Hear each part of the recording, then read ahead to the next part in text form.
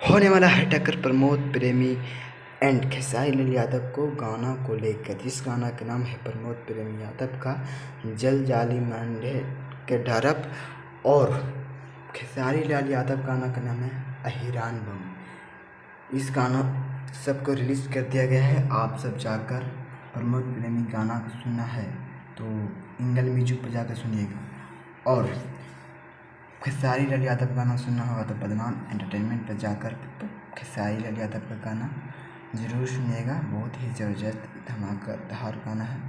यह दोनों गाना में विवाद होने वाला है प्रमोद प्रेमी एंड खेसारी लाल यादव को बोल बम को गाना को लेकर। आज रिलीज़ कर दिया गया प्रमोद प्रेमी और खेसारी लाल यादव गाना का। आप सब जाकर सुन सकते हैं प्रमोद प्रेमी यादव गाना को लेकर। बहुत ही शानदार मस्त है। आप सब हर हर भोले बाबा का आशीर्वाद बने रहे आर करियर पर। हर हर बोले बम बोल बम।